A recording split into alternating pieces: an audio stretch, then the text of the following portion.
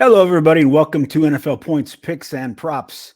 Over the shoulder, Tommy Birch, he's our football player. Over the shoulder, Ben O'Connell, he's our comedian. I'm Kyle Garlett, the resident know-it-all, and that is not necessarily a compliment to me. Anyway, guys, hold on a second. I think I hear something. You guys hear that? You hear that? Yeah, that's right. We were 10-4 this week. 10-4. Well done to us. All right, we'll turn that thing off. That's a little annoying. But 10-4. Congratulations to all of us. Congratulations to you if you paid attention to what we said. Tommy, let me go back and do the recap here. So you missed on Jacksonville because Trevor Lawrence decided to be terrible. You missed on the Raiders because the Raiders decided to be really terrible. But you nailed Minnesota, you nailed Washington, and you got Seattle. Ben missed on the Jets because Zach Wilson decided to be terrible. But you got the Cowboys to cover, the Eagles covered, the Dolphins covered, and you were prescient then by switching your pick to the Cleveland Browns, who laid waste to the Cincinnati Bengals.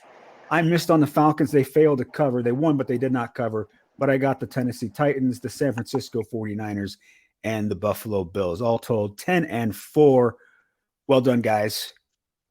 We're over the hump. Now it's now the second half of the season. Now that we know we know these teams, we're going to move forward and we're going to slay it. I feel good about it. I feel good about you guys. You guys have come through. Well done. So we are moving on to week 9. Well, let's talk about the trades for a second. Big trade deadline day on Tuesday, the busiest in NFL history.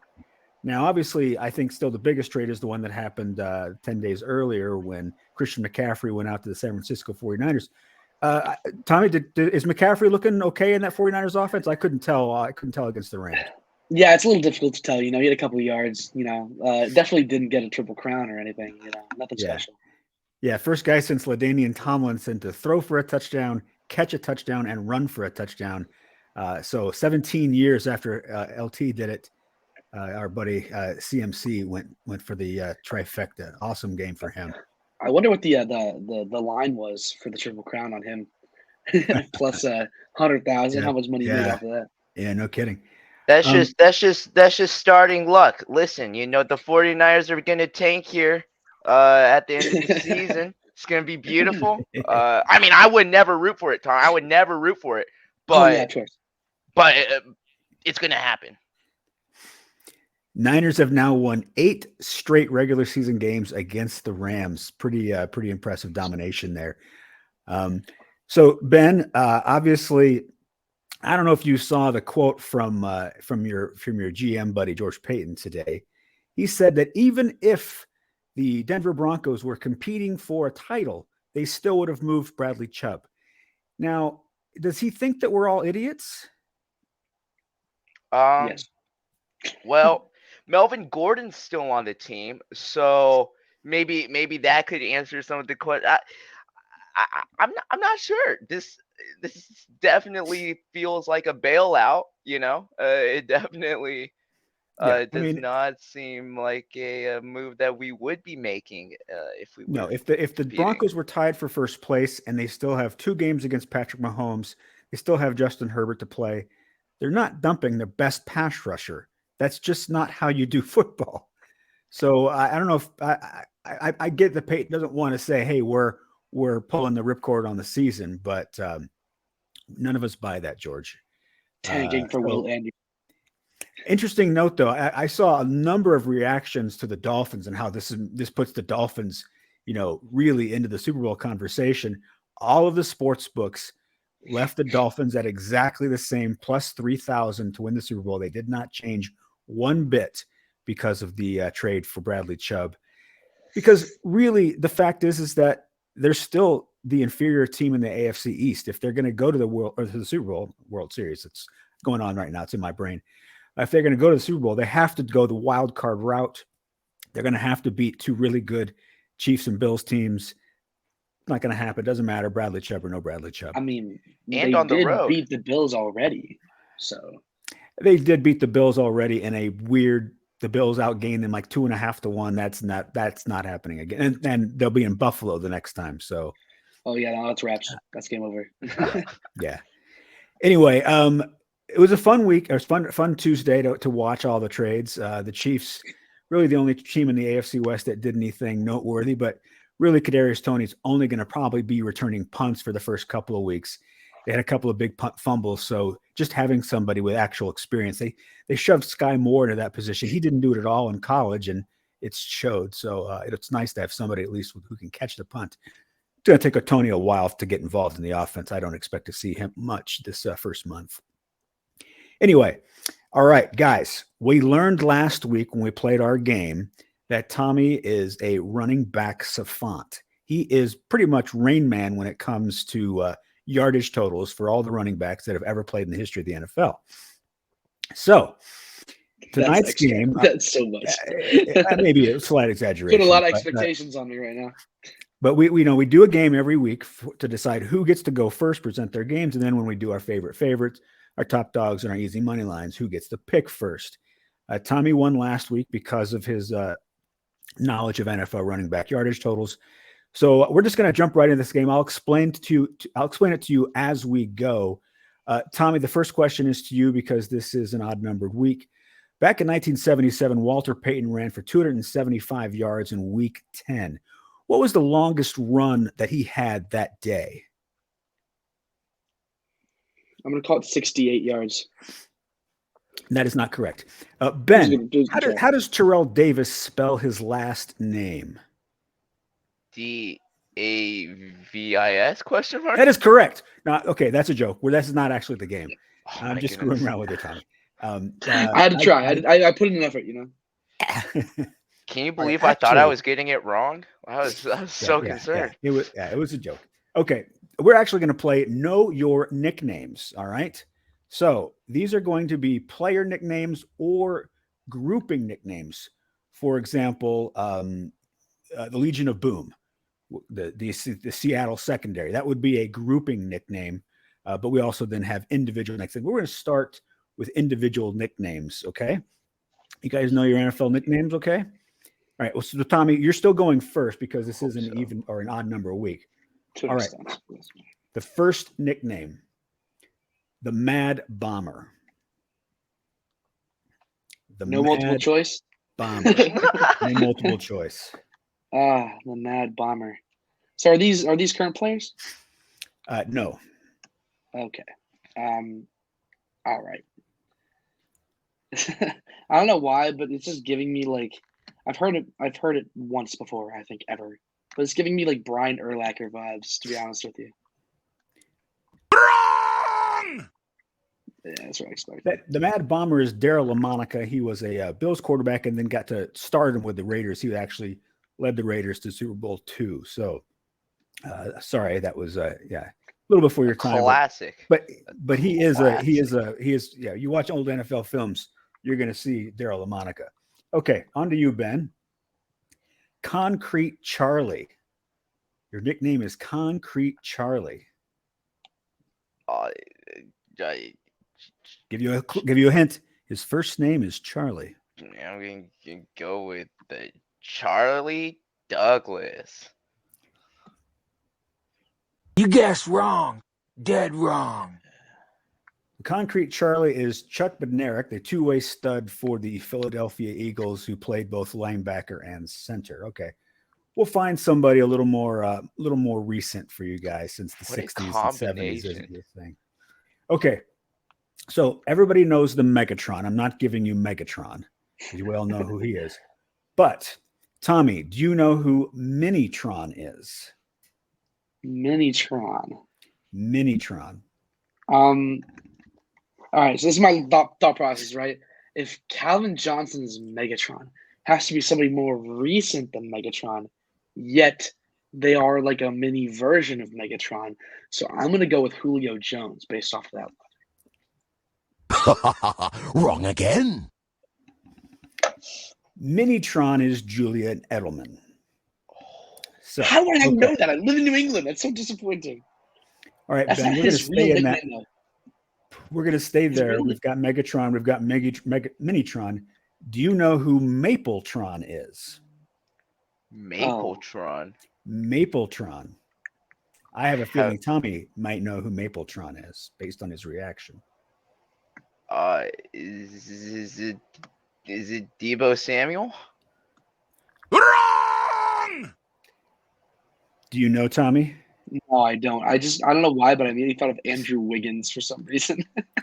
Mapletron is Chase Claypool, who was just in the news as he was traded to the Oh. Chicago Bears. He's from Canada, hence the Mapletron. That makes sense.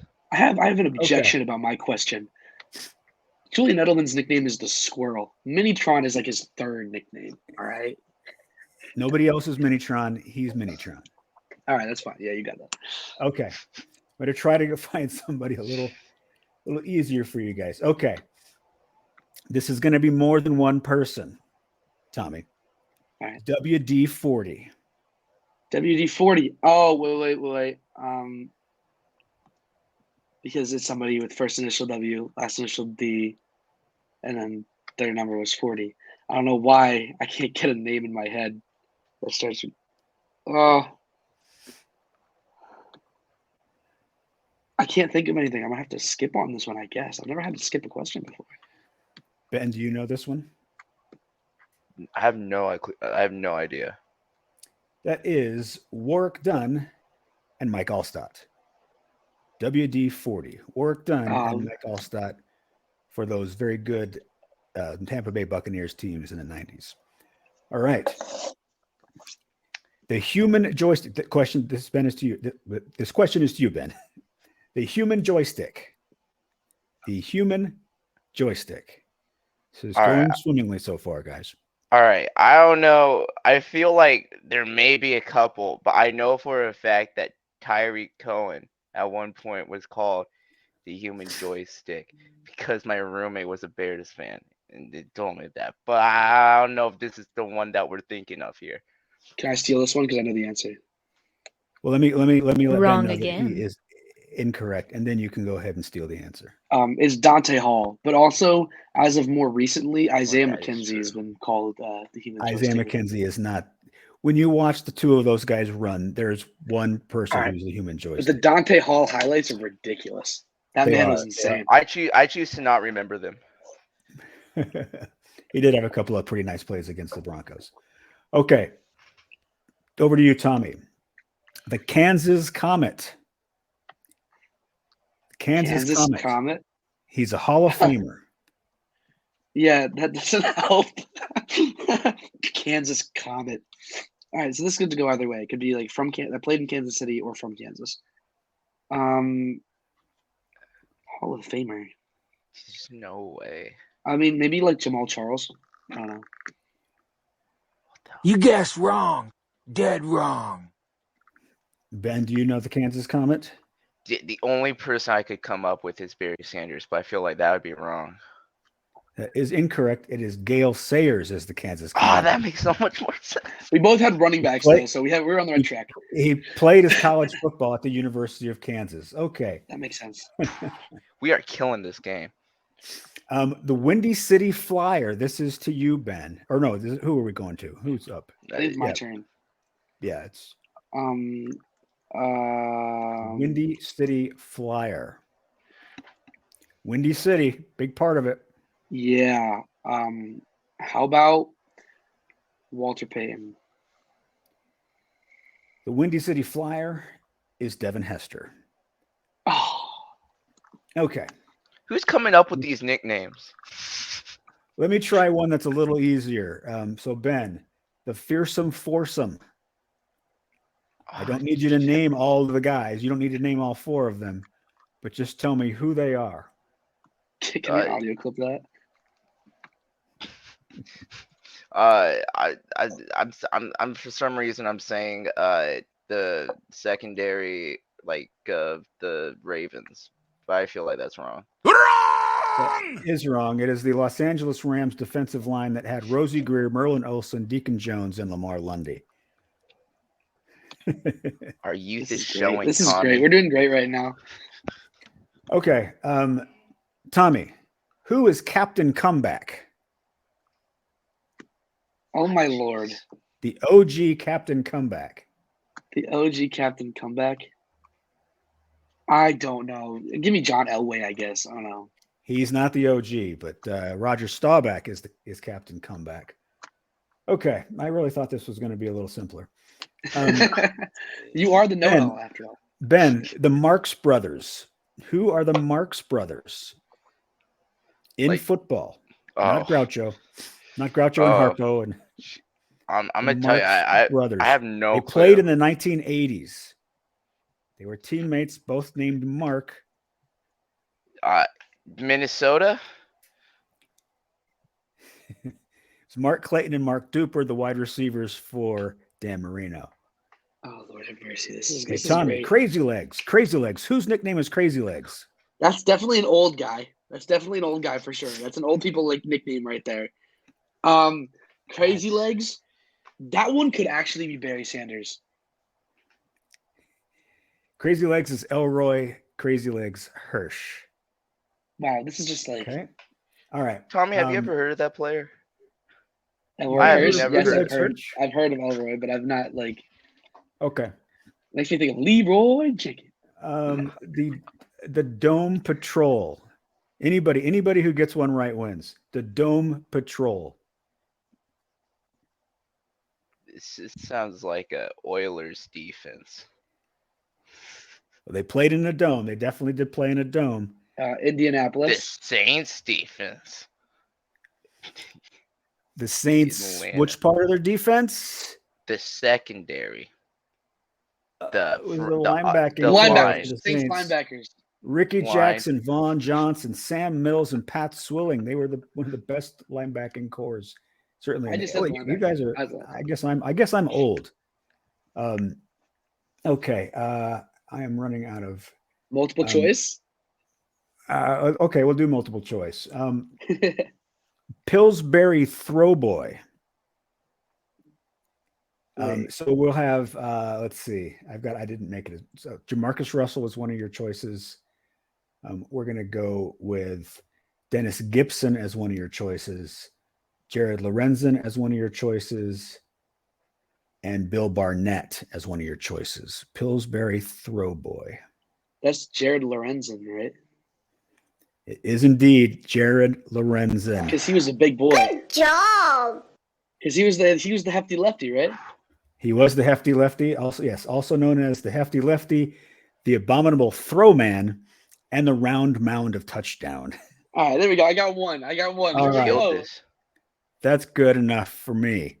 We are moving on. Well done. 20 minutes into the show, everybody.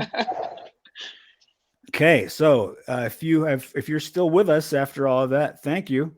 It's going to only get better from here because we now are going to get into football talk, and we're going to begin with we can take down our double-digit win. We're done celebrating that. All right, Mr. Birch, you get the big window.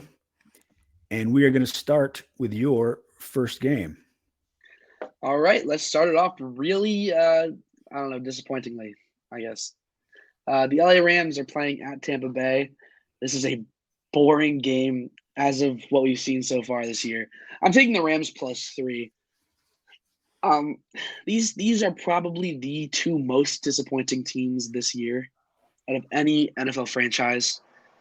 Both teams have struggled against teams that they should be significantly better than. I think the Rams have it in them to keep the game close, especially with the lack of offensive production with Tom and Tampa. But what I was just looking at recently, I guess I'll give a little tip. This week we're recording on a Wednesday night, but as of today, Antoine Winfield is still on concussion protocol, didn't practice.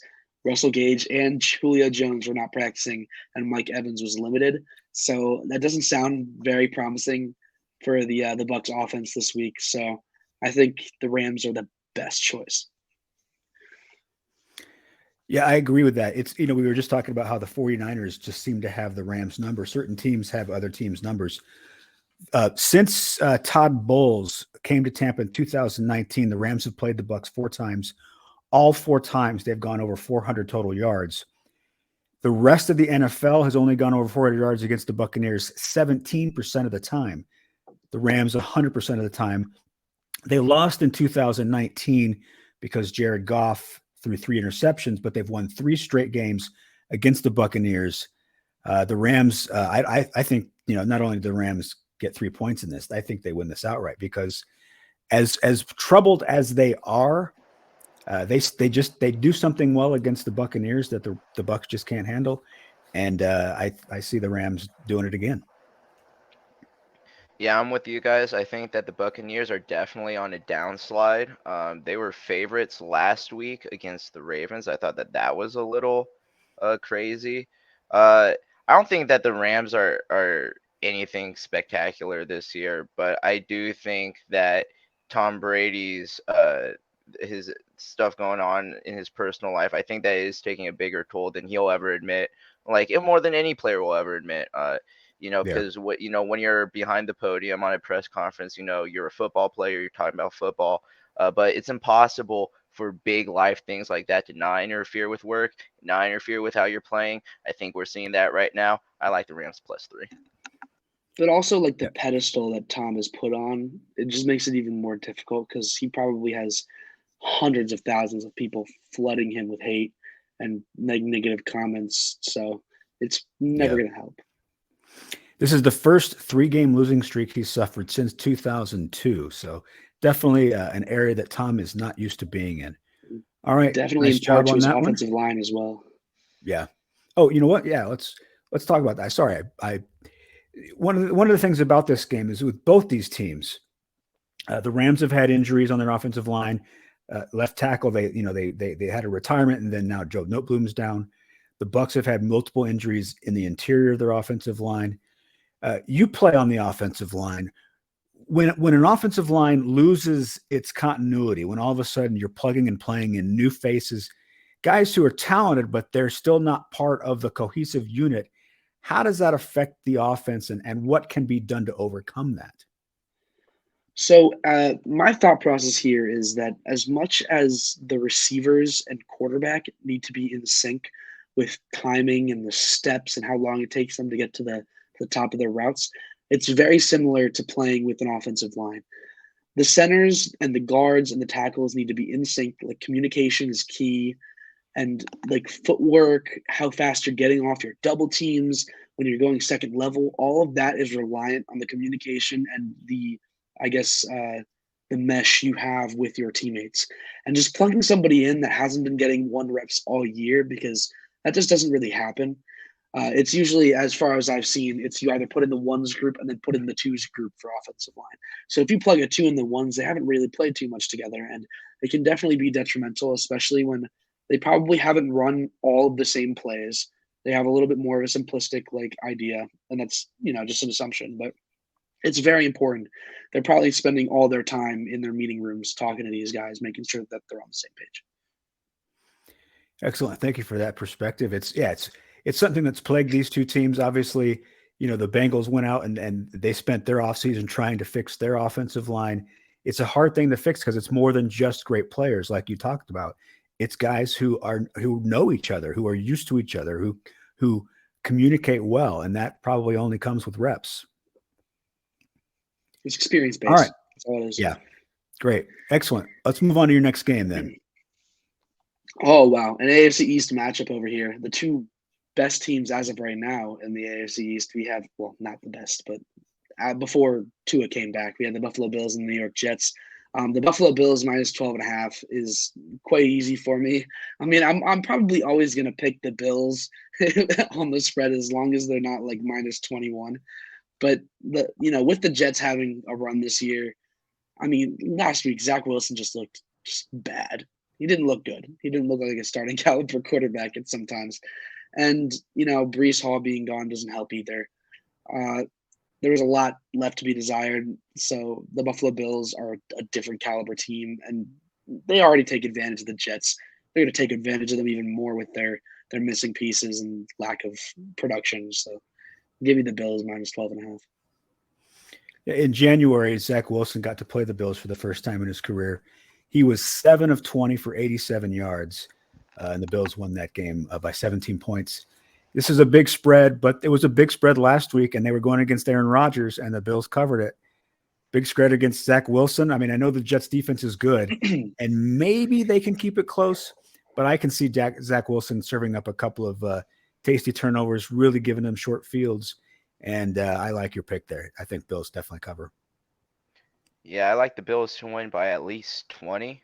Like this seems like a good, favorable matchup for them.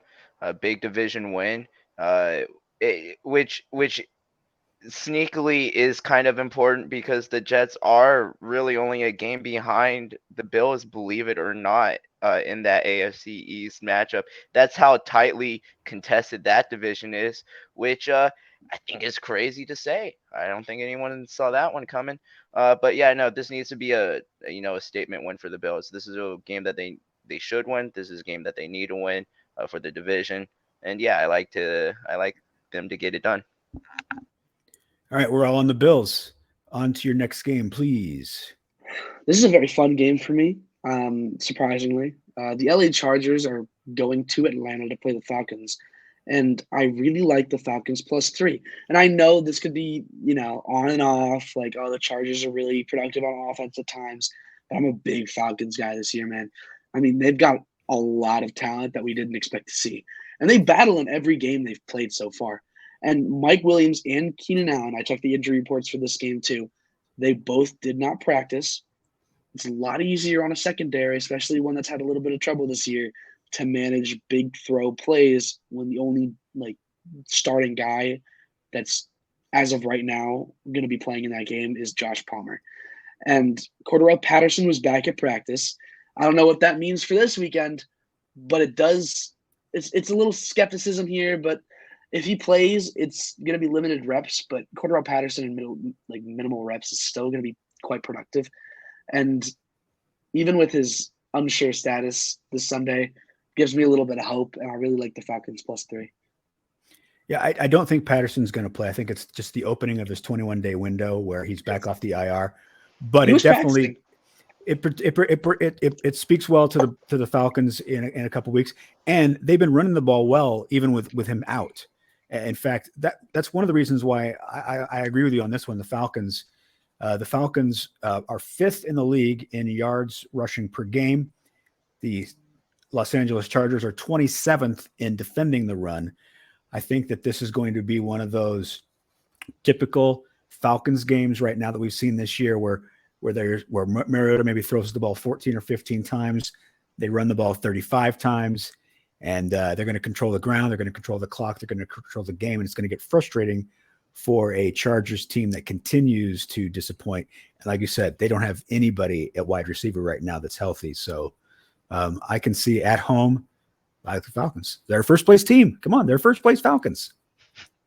I also like the Falcons here, not just to cover +3. I like them to win. Seems like a great matchup and a great value line across the board. I think that we're all pro Atlanta Falcons here. Absolutely. I would put money on this game. All right. And your last game, please. My last game right here frustrates me. The Seattle Seahawks are underdogs to the Arizona Cardinals at +2. And how in the world are they underdogs here? I understand that the Cardinals can, put up 40 points against the Saints with a backup quarterback. Cool. Good job, man. But you have the leader of the NFC West at an underdog against the last place team in the NFC West. That doesn't add up to me. They're the same division, and one team is clearly playing better than the other, and one team is clearly more consistent than the other, and somehow they're still underdogs. How much longer is Vegas going to sleep on the Seahawks? I'm so sick of it. They slept on them last week. I picked them last week over the Giants. They won, and it wasn't incredibly close. I mean, the Hawks are on a roll. Kenneth Walker and Geno Smith are playing out of their minds. They have a decent receiving core, especially with DK and Tyler Lockett. And that actually leads me into my prop bet of the week. Tyler Lockett over half a touchdown. And that's at +149. And like last week's morale boost, there was clips of him on the sideline all upset because he made a couple of bad plays. Coach goes up to him, Pete Carroll, gives him a little pep talk. He goes in and scores, right? They're playing against the 5th worst defense in passing yards given. It's not going to be close. Geno Smith is one of the most productive quarterbacks in the league right now. I think he has the highest completion percentage in the league right now. It's wraps. It's not going to be close. I don't just think Seattle's going to cover the spread, whatever how small it is. Seattle's going to win this game, and I don't think it's going to be incredibly close. I would give them a -5 here. Well, the Seahawks offense is, there are teams that can be a little fluky in like the Giants, for example. Giants haven't put up great offensive numbers, but they've been able to win games. That is not the Seahawks. The Seahawks average 5.3 yards per carry on the ground. That's 3rd in the NFL. They are 7th in yards per pass. They are top 10 offense in both running the ball and passing the ball. They are a good offense. The Cardinals, as you pointed out, are not a good defense. We've seen that several times this year. The Cardinals defense can get torched. There's no reason to think that Seattle's not going to do that this week. I like the Seahawks. I like the Lockett. I mean, so after that game last week, Lockett had this quote. He said, "It's amazing what we can accomplish when no one cares who gets the credit." Some people are reading that as a bit of a shot at Russell Wilson, and we know that there were some weird feelings. I'm not going to say that they were bad feelings, but they were weird feelings about between Russell and the rest of the team.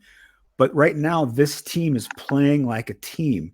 It's really fun to see. It's fun to see Geno Smith pulled off the scrap heap after 6-7 years of maybe getting like 5 passing attempts a season.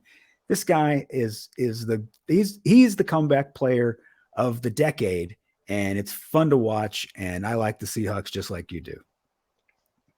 Fun is the key word. A couple weeks ago, I said that the Seahawks are a fun team to root for. And that's because every year there's always this one Cinderella team that no one sees is coming. And they're just absolute dynamite on the field. And it's not just good football. It's fun to watch high explosive offensive football, which the league is kind of lacking right now. I love the Seattle Seahawks this year. They are a bright spot in a dark league right now. I love the Seattle Seahawks +2. All right. Thank you very much, Tommy. Ben, we now move over to you and to your 4 games this weekend. All right, we're going to start off with the Tennessee Titans going to Arrowhead. I have the Tennessee Titans +12 here. Chiefs coming off of a bye week prior to the break. Huge win over San Fran. Other than that, a lot of close games. Something that Kansas City does notoriously, they get ahead. They have a dominant game. Andy Reid puts on the brakes a little bit. I think that coming out of the break, we see a dominant Chiefs, but dominant within around a 10-point range. I think that the second half, if you're watching the game, you're not going to think that the Titans are going to come back or really have a shot to win. But I think that they fight and put some points up on the board. That leads to my prop bet. I have the Tennessee Titans scoring over 7.5 points in the second half at +110. I just think that the Chiefs will have enough of a buffer zone to feel comfortable kind of letting this one slide through. +12, I think you can still have a dominant win within a small point window, especially in this league right now. You know what? I can see it going either way, but I'm going to ride with the Titans on this one +12. Yeah, I agree with that. Obviously Andy Reid post-bye is legendary. He's 20-3. He's 12-1 at home following a bye. With Patrick Mahomes as his quarterback, he's 4-0, and they average 34 points a game. I think that they probably will score around 31 here. I can see the Titans scoring 20. So you got your 31-20 game, and there you're inside your point spread. The Titans do cover. The Chiefs do seem to always struggle against the Titans in the regular season. They beat them in the AFC Championship game. following that loss to them in 2019. They lost to them last year. They actually got their butts kicked by them last year. I actually went to Nashville and saw that game. It was I liked the city of Nashville. That was how my weekend went. But this is now coming off a bye. The Chiefs aren't going to lose this game. The Titans don't want to pass the ball. They threw the ball one time in the second half last week, but they do still have Derrick Henry. Henry went for another 200 yards last week. The Chiefs defense does defend the run much better than the pass, but Henry is still Derrick Henry. He's going to get his. I think you're right. I think I see a 31-20 game.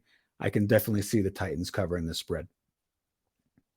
I am torn, quite honestly. I could see it going either way, but as interesting as it might seem, I'm not touching this game myself. Weirdly enough, I think this could go either way. It's a coin flip. I'm not confident either way.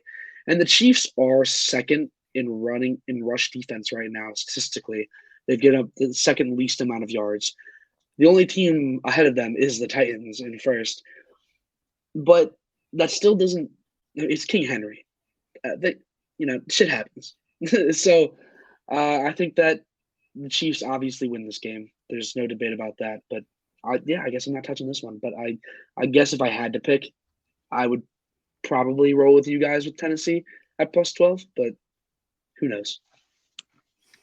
Yeah, and I like that prop too. So I think both those things are good choices there, Ben. All right, moving on from the Titans and the Kansas City Chiefs.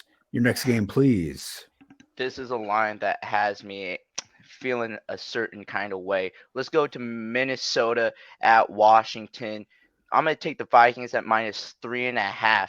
-3.5? What's happening?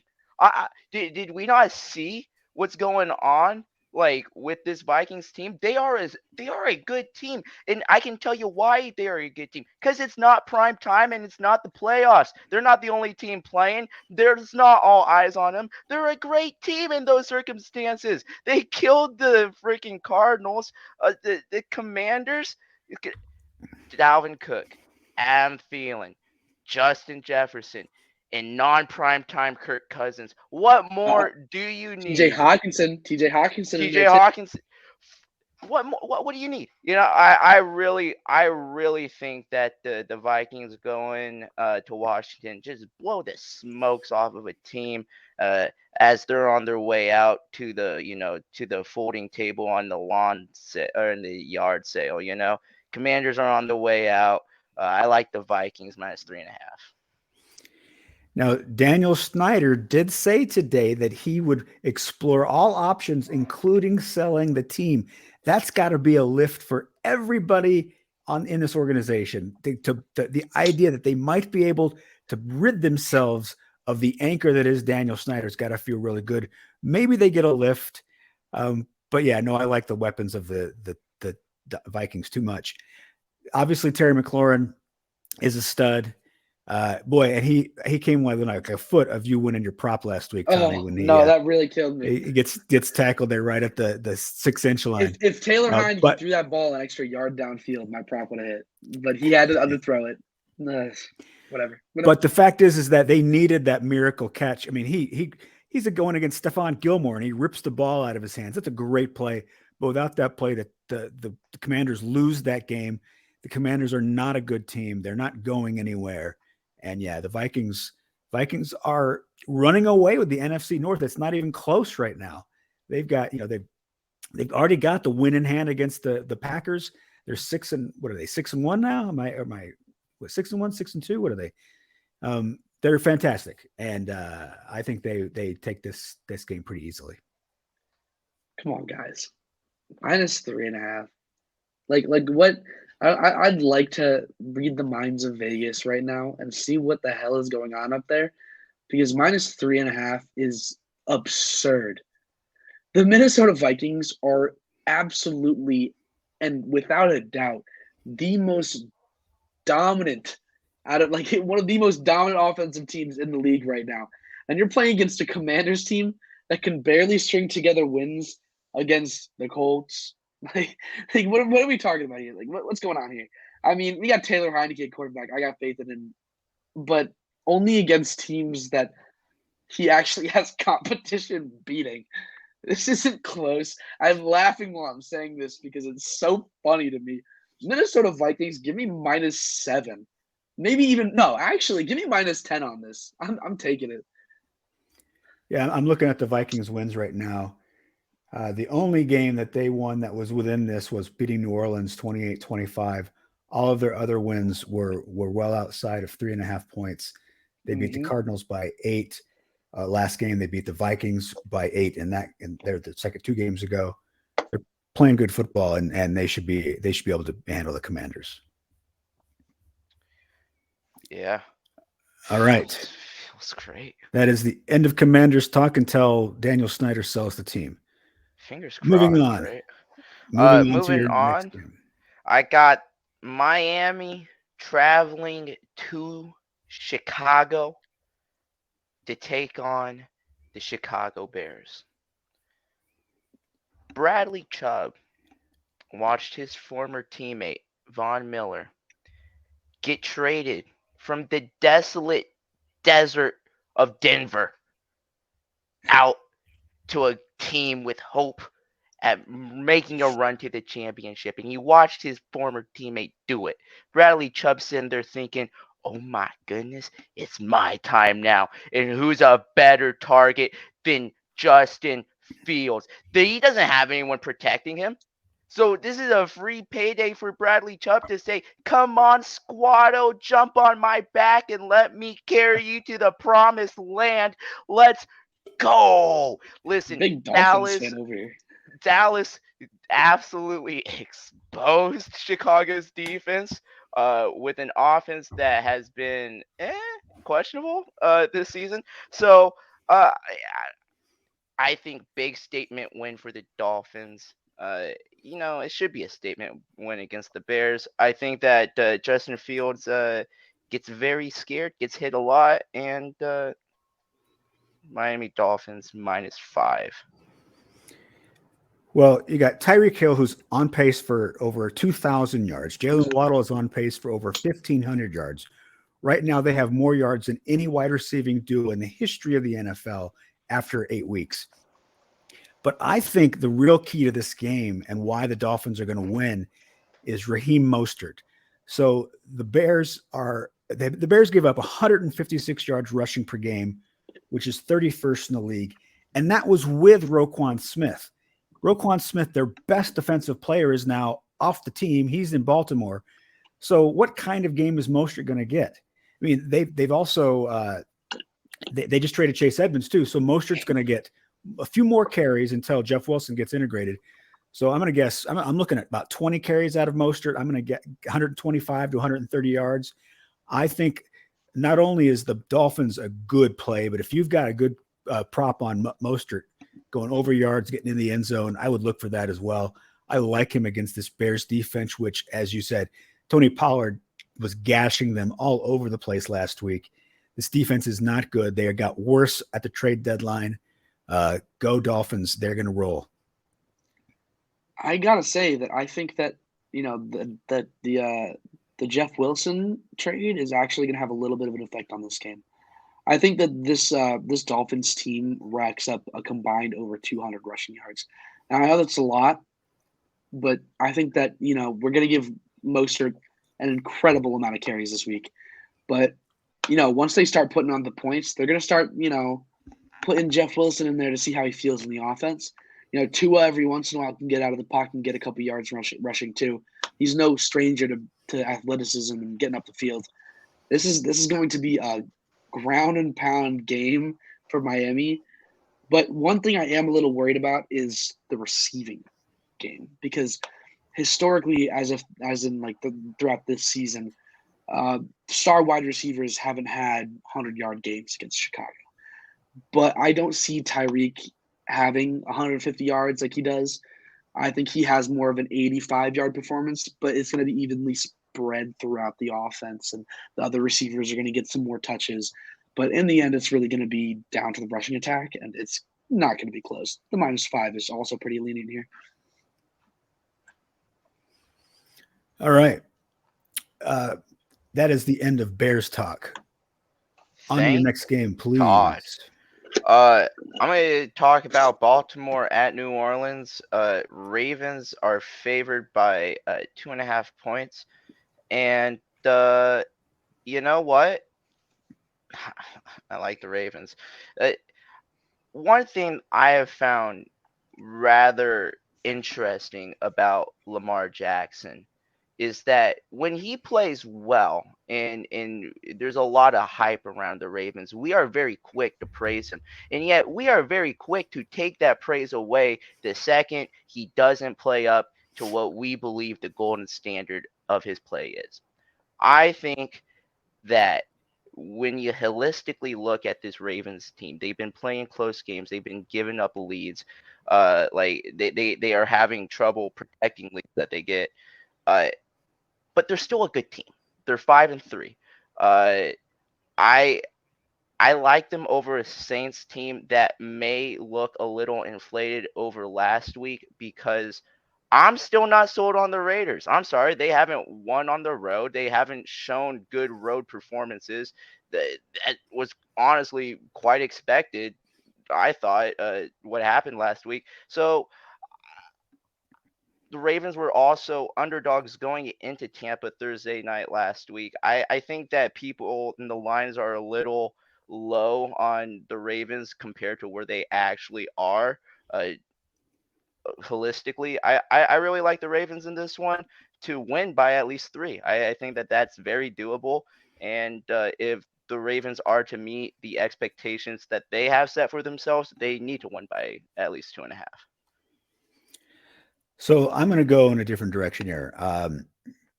Right now, the healthy wide receivers for the Baltimore Ravens are Devin Duvernay, Demarcus Robinson. He was the 5th receiver in Kansas City, and after Tyreek Hill left, he couldn't move up the depth chart. James Proche, who has 4 catches for 31 yards, and Tylan Wallace, who has 3 catches for 21 yards. And maybe Deshaun Jackson gets dusted off and actually plays for them this week.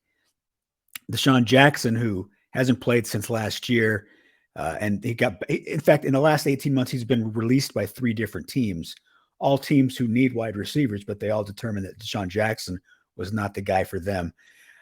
There's nobody to throw the football to for Lamar Jackson. Mark Andrews got banged up last week and had to leave the game. Now he's not seriously hurt, but he is nursing a couple of different injuries, an ankle, a shoulder. He's not 100%. I just don't see the Baltimore offense being able to do anything. The Saints secondary is good, but they don't even need to be good in this game. They could be bad in this game. They shut down the Raiders running game last week. And I know it was the Raiders, but Josh Jacobs had been killing it up until he ran into the Saints. I like the Saints defense I think Baltimore's going to struggle to score 17 points in this game. And I like the way that this offense is playing with our redheaded friend. He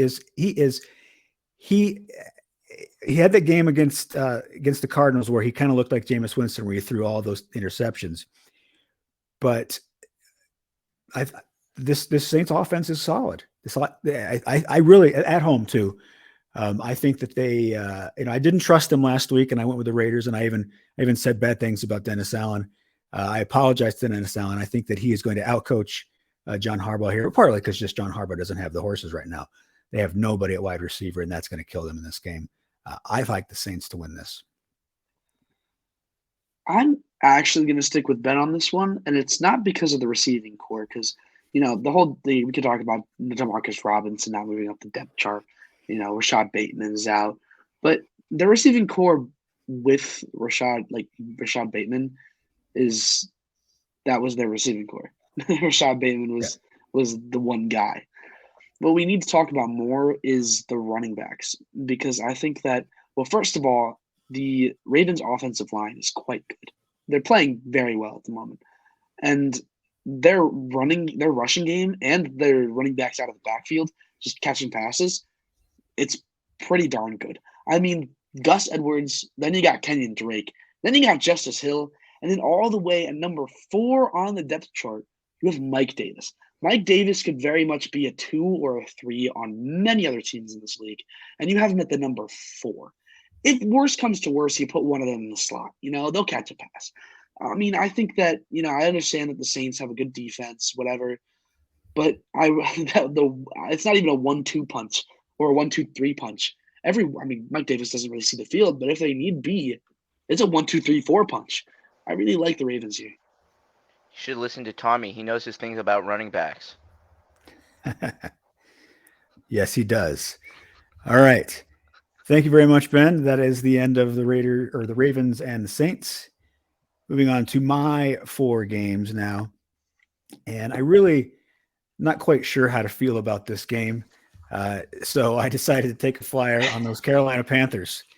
No, I don't. I'm not picking the Panthers to beat the Bengals. But I like it at 7.5 points. At 6.5, I probably would stick with the Bengals. But at 7.5, I like the Panthers. They're playing good football.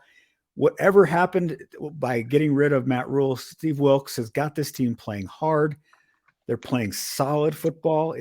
They're actually fun to watch. DJ Moore and Dante Foreman are both playing great football right now. And I just like the Panthers.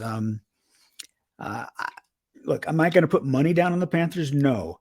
But I do really like the under here. The under is 42.5. You've got 2 offenses. I mean, the Bengals without Jamar Chase are a different animal. Their offensive line regressed last week against the Browns. All of a sudden, the Browns pass rush was one of the best in the league because they were playing the Bengals. Panthers offense is not dynamic by any means because PJ Walker is limited. So I like the under. And if push comes to shove, I like the Panthers to cover the spread because I just don't think there'll be that many points scored. So that's my pick. I mean, I think that PJ Walker is. I get that he is limited in some regard, but he did he was a 3rd string quarterback to begin the season for a reason. Yes, behind Baker Mayfield and Sam Darnold. But guess what? Baker Mayfield's healthy this week, and it has been announced that PJ Walker is their long-term answer as the starter, and Baker has accepted the backup role.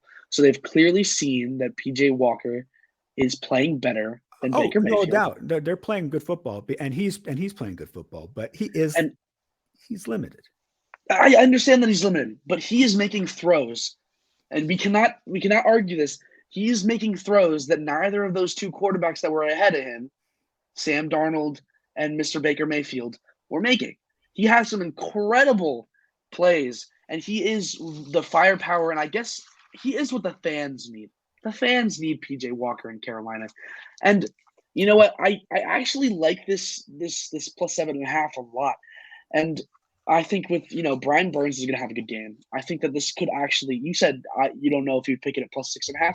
I think I would also pick it at plus 6.5. I wouldn't go any further than that, but I've got a good feeling about this Panthers team without Matt Rule.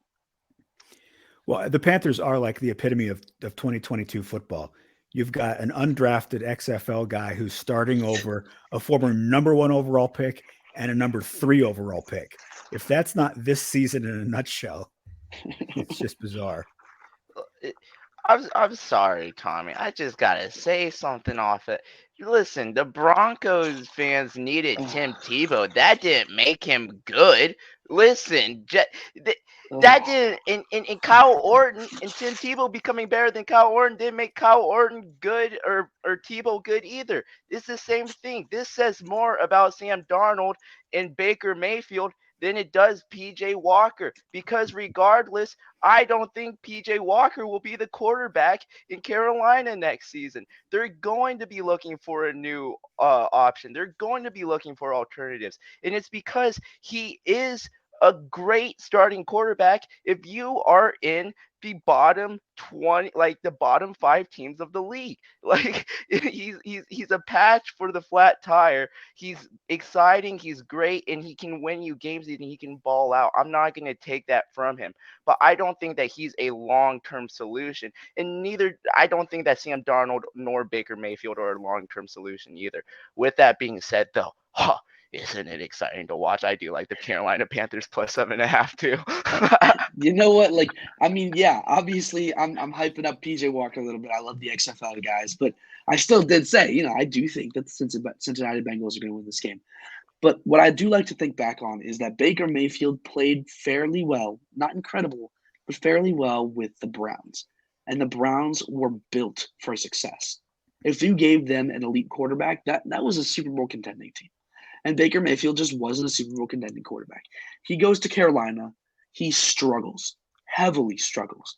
And then you plug in this third string quarterback that played in the XFL, went undrafted, and he's throwing 73% completion for 170 yards and 2 touchdowns in his first actual game that he was trusted with passing the ball. And the game after that, he throws for 300. I think that if you can compete that well, especially with one of your best wide receivers getting traded, and your star, your franchise leader, you're the guy CMC getting traded, if you can still compete like that, imagine what he could do for a team that had all the weapons and has all the pieces and gives him more time in the pocket. It's a nice thought. It's just a thought. It's always a possibility. That's my He's thought. never going to be QB1 in the NFL. Never. Or what happens when teams get more than 2 weeks of what happens when teams get more than 2 weeks of tape on him? Hey, that dime. Do we need to go back to that pass chart where he threw one pass beyond the line of scrimmage the entire game? I've still got it. His fault. He wasn't trusted with the ball. All right. He's the one. He's got the ball. He's the one in the pocket making the decisions where to throw it. Well, look, that's why I like him as a story. I like the Panthers. I like rooting for them. I think that it's fantastic that he has beaten out the former #1 overall pick, the Heisman Trophy winner. But he's PJ Walker, and he was in the XFL for a reason. Guys don't go to the XFL if they are QB1s in the NFL. That's just not the path. Kurt Warner aside, that doesn't happen ever again. Right? We're never going to get another Kurt Warner. Never. Let me have my moment, Kyle. All right. Look, if he wins this game, I will be thrilled.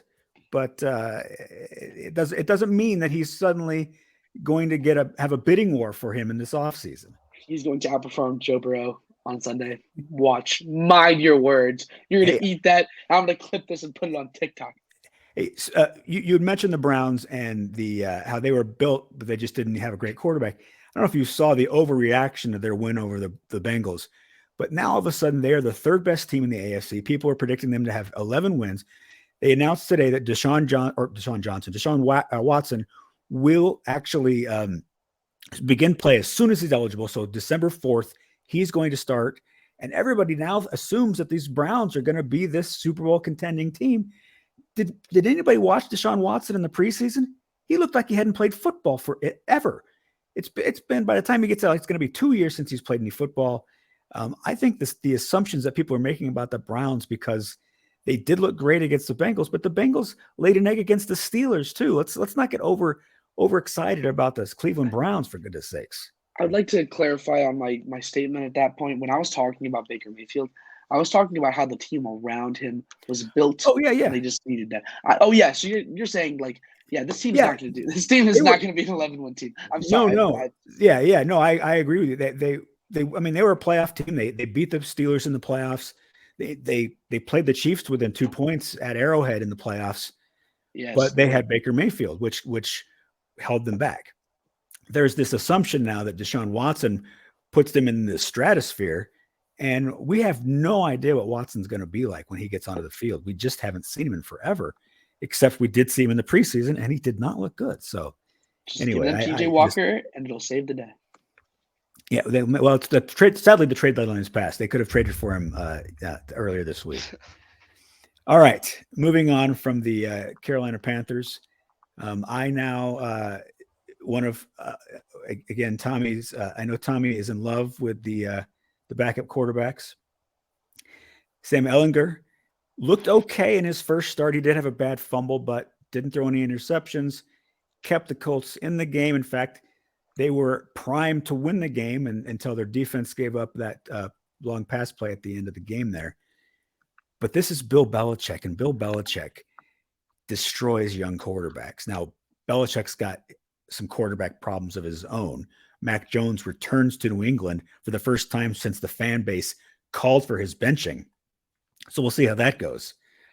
But I think that the problems that Belichick will cause for Ellinger will overshadow any problems that Mac Jones or Bailey Zappi or any combination of the two have. And I like the Patriots to win this game by a touchdown. So I am going with New England to cover this spread. I love my backup quarterbacks, but I'm not a huge Sam Ellinger guy, personally. Okay. I don't have a lot of faith in him in this game. Yeah, Patriots -5.5 is an easy take for me. Yeah, Patriots played for a 5-point win over the Jets last week. I think the Jets defense is better than the Colts defense. I definitely like the Patriots 5.5 here. All right, moving on to the Las Vegas Raiders and the Jacksonville Jaguars. Now, these are two teams that have let me down multiple weeks.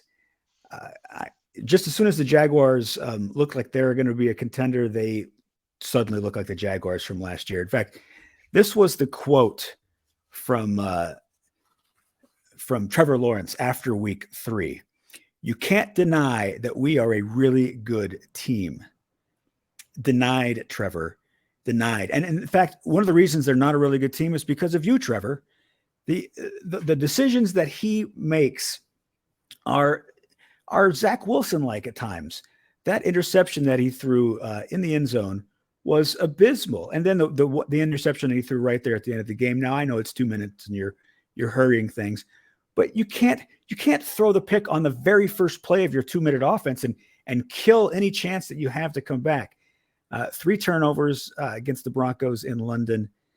And look, he's now had 25 starts. You cannot continue to blame Urban Meyer for what's happened to Trevor Lawrence. It's sad because there is still so much potential there, but there's something happening, and there's something that's not translating to him for the NFL game, and it's disappointing because Travis Etienne looks like a star. They've got other good pieces on that offense. They've got good pieces on defense. We know Doug Peterson can coach.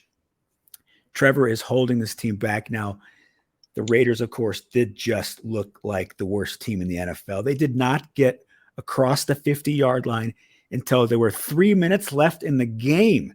That is inexcusable when you have Devontae Adams going against a banged-up secondary. And I came across this stat, and I know I'm going to start to trash the Raiders here and as I'm picking them. So Derek Carr had 12 3+ touchdown games the first 47 starts of his career. First 3 years, 12 3-touchdown plus games. He now has 10. He has 10 in his last 87 starts.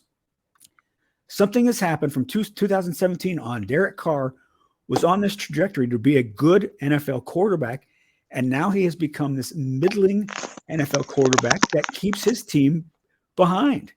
And the Raiders, it showed against the Saints. They looked terrible. I think because the Jaguars are terrible at stopping the run, that you hand off Josh Jacobs over and over again. Josh Jacobs only had 43 yards last week against the Saints on 10 carries. But in his 3 games prior to that, 28 carries, 144 yards, 2 touchdowns. 21 carries, 154 yards, 1 touchdown. And 20 carries, 143 yards, and 3 touchdowns. Just give the ball to Josh Jacobs. He will single-handedly beat this Jaguars team, and the Raiders will cover what basically is a pick'em spread. So I like the Raiders to go win into Jacksonville and continue the misery for the Jaguars. I mean, yeah, there's not much to argue here. Trevor Lawrence he's just such it's not even that he's a bust yet. It's just a sad state of affairs because he's had the spotlight on him his whole career, like up from high school when he played in the Elite 11 and going into now. It's just kind of, it's disappointing yet upsetting for him to see his downfall a little bit. But hopefully he can get back on track against the Raiders. I do still think the Raiders are going to win this game. Josh Jacobs versus Travis Etienne is going to be a very fun game to watch. Travis Etienne's last 3 games have been quite incredible, and Josh Jacobs has been playing great this year. It's the Raiders are probably going to win this game, but I really wish for the Jaguars to win just for the sake of Trevor Lawrence. Now, if anyone has watched any of the previous shows, they'll know what I think about this Raiders team. This Raiders team is horrendous. And I agree with you, Tommy. It's a sad state of affairs for Trevor Lawrence. And you want to know why? Because a whole generation, multiple generations of football fans watched Remember the Titans, and they watched Sunshine with the hair, and he just was throwing dimes, and they're like, wouldn't that be so cool? And then they saw Trevor Lawrence, and they're like, it's him. Listen, if he has a time to look like Sunshine, I'm not really. He hasn't looked great. I'm not out on him yet, and he has an opportunity this week to actually look good. Here's a fun stat for you: the opponent completion rate for the Raiders defense. The opponent completion rate is 69.2%. Opponents are completing basically 70% of their passes on the Raiders. That is an insane statistic. And then the other thing that I really like in this game for the Jags is the fact that they have the 4th best opponent rush yards per carry. This could deter Josh McDaniels, who kind of has some rocks for brains, from running the football. He gets deterred easily. We've seen that. He needs to be more patient with the run game to let it develop. If the Jags stop it easy, I could see him trying to force it in the air, trying to make bigger plays down the field. The Raiders haven't played well on the road. They haven't won a game on the road this year. All of these factors have me picking a Jags team that is coming over from London at the beginning of this week. I think that could also play a huge factor. I'm not confident in it, but I really haven't seen enough for the Raiders to. The Raiders are a team that on paper, it's like, yes, each week they should be able to do this. Yes, they should be able to do this. And they haven't done it for me each week. And until they do that, I'm going to have to bet against them. I like the Jacksonville Jaguars. I think there's actually a lot of sneaky little statistics that go in their favor. But it's going to be a close game regardless. Not necessarily a good game, but a close game. I like the Jags. You know, obviously we know where you stand on Josh McDaniels, and I do as well. You know, the talking points have been the next coach to go is Nathaniel Hackett. McDaniels has taken some of that Hackett heat. Twice now he has been called into the principal's office. Mark Davis wanted to chat with him before he went to go talk to the press. It's happened to him twice. And what did I see? Since he had that great start with the Broncos, he is 7-22 as a head coach. That's not good. And there's no reason why the Raiders are going to tolerate that. They're just not. They have no problem dumping a guy and paying off whatever contract they have to. I wouldn't be surprised if they do the same thing with McDaniels. So the next coach to go may not be Nathaniel Hackett after all, and it could still come from the AFC West and Josh McDaniels, because the Raiders are definitely disappointing. It should still be Hackett. Who just said that? That's crazy. All right, enough on the Raiders and Jaguars. I have a quick question for Ben. Yeah.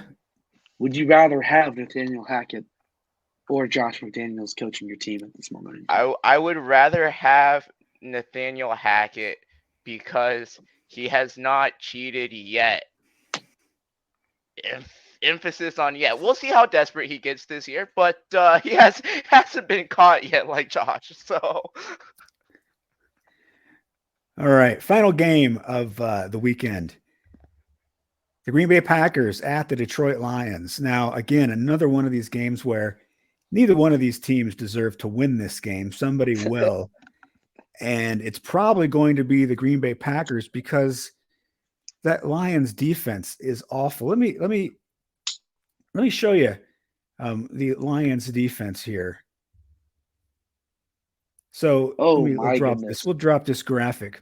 So this is the you got again, further right you go, the better offense you are. The further up you go, the better defense you have. As we know, there are 3 teams that stand above the rest: the Chiefs, the Bills, and the Eagles. What is happening with the Detroit defense? They are barely on the graph. We have to like get a larger screen because the Lions are just awful. I mean, why? There's no excuse for this. Dan Campbell isn't a defensive guy.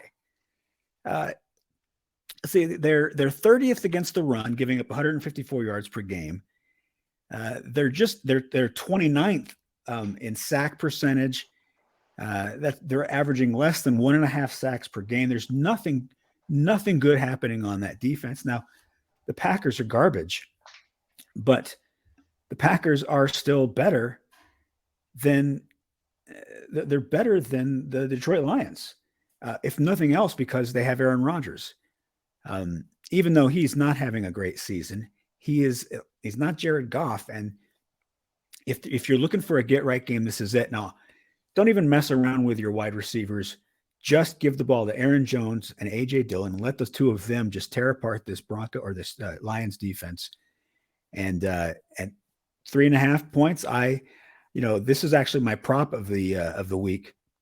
I am going with the Green Bay Packers margin of victory to fall between 7 and 12 points. I think that this is a 10-point win, and that's paying me plus 440.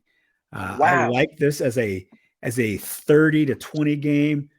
30-21, something like that. But the Packers are going to win this game, and they're going to win by at least double that 3.5 point spread. So that is my pick for the game in Detroit.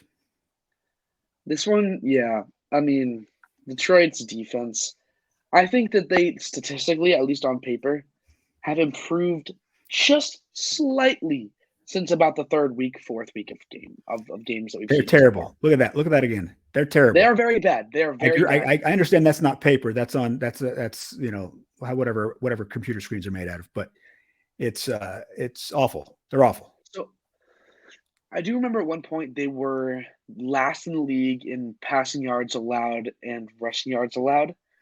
But to their credit, they are now just in the bottom 5 instead. And they are also one of the worst pass rushing teams in the league. They're one of the worst run defensive teams in the league. They're one of the worst pass defensive teams in the league. God damn it. The Detroit Lions suck. Yes, they do. There's no way to sugarcoat it. Like, as much as you can have a decent offense, because their offense is slightly above average in most categories, it's not going to compensate for having the absolute worst defense in the league by far. God, I'm just so upset that the Lions aren't good this year, but the Packers are going to blow this one away. No, it's very disappointing. The Lions are maybe the biggest letdown. And the reason being is because everyone bought into Campbell. He seemed like he is a great players coach, right? But he was supposed to come in and really be able to shore up this Lions defense. And the fact that that's what's killing him just goes to show that his reign is an abysmal failure, to say the least. If your strength is what's killing your team, there's something that is a major red flag. And it's a damn shame because he's a likable dude. He's a likable personality, but he's just not getting it done where he needs to and where he should be able to. That's the more important thing. He should be able to do this, and he just isn't. Unfortunately, I also am going with the Packers here at minus 3.5. All right, and that is our 12 games, 11 games on Sunday, and then, of course, the Monday night football game between the Ravens and the New Orleans Saints. So moving on to our picks of the week. Tommy, you are our winner of our scintillating game that probably people are going to be talking about for many weeks to come. Your favorite, please. For my favorite, I'm going to pick the Minnesota Vikings over the Washington Commanders at minus 3.5. That is an excellent choice. I think we all agree with that. I think I definitely took somebody's favorite here. I don't know who he All is. right, your top dog, please. Top dog. I went on a huge rant about this. I'm gonna still do it again. The top of the NFC West. I'm taking the Seahawks. +2. +2. It's not bad. And your top or your easy money line, please. So I was thinking about picking Seattle, but I'm gonna do a little pivot here. I'm gonna go with the Rams. Mostly because I am confident they're gonna win this game, but mostly just because of the money line is just a bit higher than what we see for Seattle. Seattle's only +108, which makes sense. And the Rams are +123. And that gives you a little bit more leeway, and it's just a little more enticing for me. So I'm gonna have to go with that. All right, I like it. Okay, Ben, your favorite, please. Yeah, my favorite is going to be the Miami Dolphins. -5 over the Chicago Bears. -5. All right. No arguments from us. Your top dog, please. My top dog is going to be the Jacksonville Jaguars. Ooh, wow. Yeah, I'm gonna back up what I just said. Losers of 5 straight are going to get over on the Las Vegas Raiders. All right. Hey, look, I'm not a Of all Raiders fan. teams. I won't hate it. And your money line pick, please. My money line pick is going to be. I don't actually have the money lines in front of me, but I assume the Minnesota Vikings one isn't too bad. Let me take a gander over here. Minnesota Vikings money line is +140 or oh, sorry, -177. Minnesota Vikings. I would take it. I would take it up until -200. So yeah, I'll go with the Vikings here on this one. Okay, -177 on the Vikings. My favorite is going to be those Green Bay Packers, giving 3.5 points. I like it. My top dog, I am going to go with the Atlanta Falcons +3. There we go. There we go. And my money line pick is going to be the New Orleans Saints at +125. Sure. I mean, you know what I'm very happy about is that there's no way for anybody to pick against the 49ers this week. So I'm content. Hey, I don't know that they're going to be picking against them much the rest of the way. That the defense is healthy. I can sit content. The more they didn't even have Debo. When you get Christian and Debo on the field together, it's going to be a scary good offense. I know the Seahawks right now are in first place, but you can look at all the betting lines. Everybody's still picking the 49ers to win the NFC West. They are the second betting favorite behind the Eagles to win the NFC. I can certainly see it happening. They got a very good team, and this is an experienced team. They know what it takes to get into the playoffs and to win in the playoffs. And you've got a coach who's been to a Super Bowl. You've got a quarterback who's been to a Super Bowl. You know, the best part about this whole spiel that you just gave me is that we've talked more about the 49ers, the team that's not playing this week, than we have the LA Rams. And that has put me in a place of just pure happiness. Yeah, I mean, who wants to spend a lot of time talking about how disappointingly bad the Rams are? They're a letdown. They're a letdown. They did. I mean, it was still going to be dominating performance. Well, we agree on that, but yeah, no, they are going nowhere fast. I don't think. How do you sit pat? I mean, I know that they tried to do some moves at the trading deadline. The reports are that they tried to offer 2-1s for Brian Burns. They tried to go after a wide receiver. They got rebuffed. And then I know we're wrapping up here. Why is Cam Akers still on the Rams? You tell this guy, no, we're gonna deactivate you. We don't like you. We're gonna try to trade you. And then they actually had trade offers. They rejected him, and they're like, "Hey, Cam, come back and play for us." And Cam's like, "I don't think so. I don't think that's the best for my football future. What is going on? Les Snead is usually better than this, and I don't understand what has happened. Do you guys have any clue why Cam Akers is still a Los Angeles Ram? They forgot about him. Who knows? Yeah, they're so busy trying to acquire players, they forgot to get rid of the one that they wanted to get rid of. Exactly. All right. Anyway, the Rams, of course, yeah,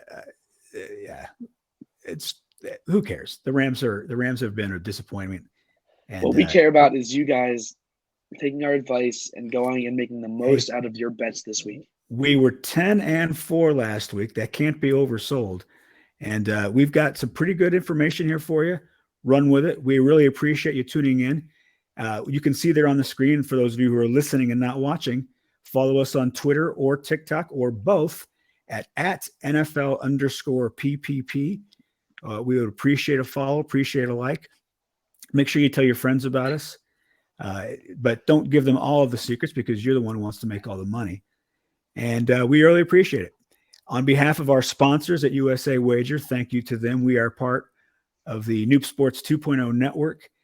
For my colleagues, Tommy Birch in Massachusetts, Ben O'Connell in Chicago, I am Kyle Garland in Denver. Thanks for watching. Happy betting, everybody. Broncos country, sleep in.